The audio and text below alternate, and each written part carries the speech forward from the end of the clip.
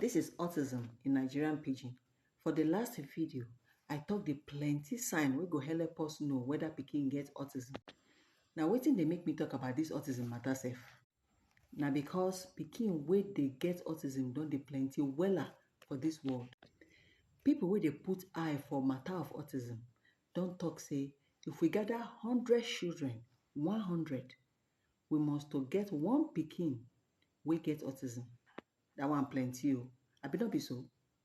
Dis pikin dem go need help sharparly before dem reach the age of 7 years. People wey dey put eye for the things wey children suppose fit learn and the things wey dem suppose fit do, oyinbo dey call them child psychologists. Dis psychologists talk say na for when pikin dey very small na im suppose learn how to sabi talk and how to sabi do many things wey go help am for future. So therefore, pikin wey don reach 7 years and e no sabi talk, no be small gbege o. Normally, pikin dem don dey learn how to talk from before dem reach even 1 year. Dem go dey talk one word, dey talk small things, dada, mama. That's why we dey talk about this autism matter. Make everybody wey dey care for the pikin dey check this autism for the pikin behavior. Some teacher no know pikin wey get autism. This one dey serious o, because the teacher go dey call that pikin olodo. You no go know wetin to do to help that pikin to learn wella. If the parents no know wetin autism be, some yard people or family people fit dey give these parents wrong advice. Somebody advise me during my own time say make I go cut my pikin tongue, say the pikin go start to dey talk. This one na wrong advice. And that's why we must know wetin this autism be, so that we go do the right thing for this pikin. This one go help us make we avoid different wrong advice wey fit cause problem for the pikin. I no do any operation for my pikin o. Na person wey know how to teach pikin wey get autism na im help am with different therapy. Today, im dey talk wella and im dey read wella. Im video dey on top this channel. If you check this channel, you go see im video where im dey talk. But sha o, no be every pikin wey get autism go fit talk, because some dey very serious while some no dey too serious.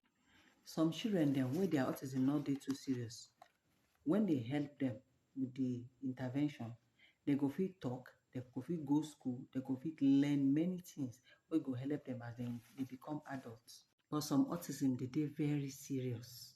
And that is why oyinbo dey call am spectrum.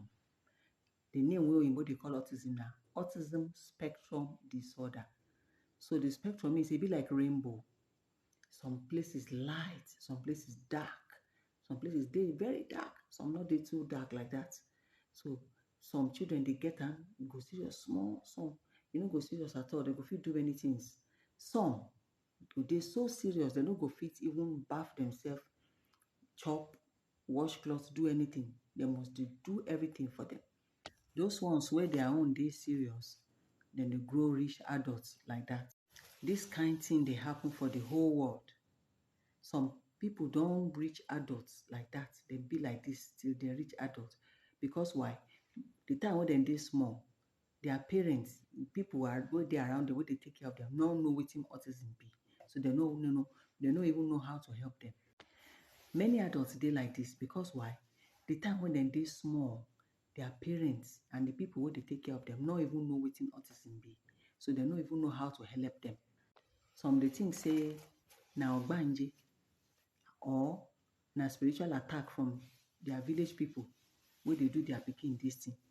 So if we see one autism pikin, make we not think say if we see another one, that one go behave exactly the way this one dey behave. E get some common things wey dey among them. They no dey like to see plenty people. They no dey like noise. They no dey like bright lights. And they no fit dey talk wetin their mind, wetin dey inside their mind. But the other signs, some fit get am plenty, some fit get am only small. So if you see one autism pikin, you don't see only one autism pikin, no. Nothing say all of them go dey behave exactly the same way. Say all of them go dey show all the sign like that. No, it not be like that. For the next video, we go talk about how you go fit take help these children. If something dey disturb them and they cry, how you go fit solve that problem, wetin you go fit comot or do for dem make dem dey comfortable, so dem no go cry the kind cry wey go make you yourself dey fear for dem or other people around you dey uncomfortable.